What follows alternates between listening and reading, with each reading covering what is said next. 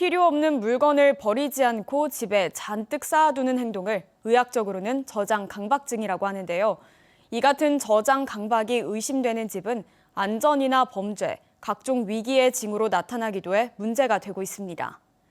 지자체나 복지기관이 쓰레기를 치우는 등 조치를 하고는 있지만 해결에는 한계가 있어 관련 예산이나 사후 관리 등 체계적인 대책이 필요해 보입니다. 김은혜 기자입니다.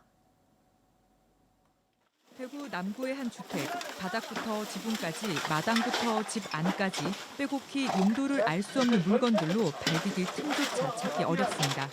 혼자 사는 80대 집주인이 10년 가까이 쌓아둔 건데 인근 주민들은 불편함을 호소합니다.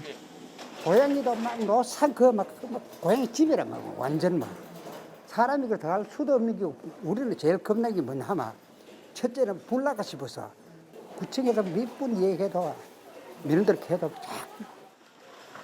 하지만 계속 민원을 넣어도 집주인 본인이 동의를 해주지 않으면 치울 수 없습니다.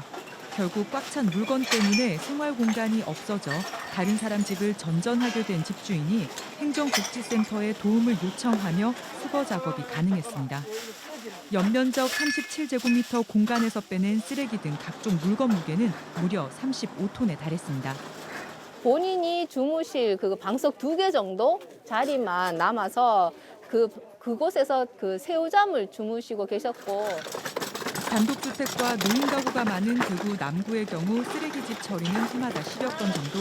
점차 늘고 있지만 민원이나 신고로 조치되는 경우가 많아 정확한 현황은 파악되지 않고 있습니다. 문제는 단순히 주거가 취약하다는 불편함에 그치지 않는다는 것, 화재 등 안전사고나 범죄 우려가 큽니다. 관리 대책도 부실합니다. 대구의 경우 세성구만 지난 2019년 저장강박 의심가구 지원 조례를 제정해 처리 비용 등을 지원하는 정도일 뿐 다른 구구는 관련 예산이 거의 없습니다. 복지관 주거복지사업 예산이나 자원봉사 등 외부 후원에 의존하고 있는 실정입니다. 한정된 예산에서 진행을 해야 되다 보니까 다른 자원의 도움 없이는 전부 다 진행을 하지 못하는 경우가 많습니다.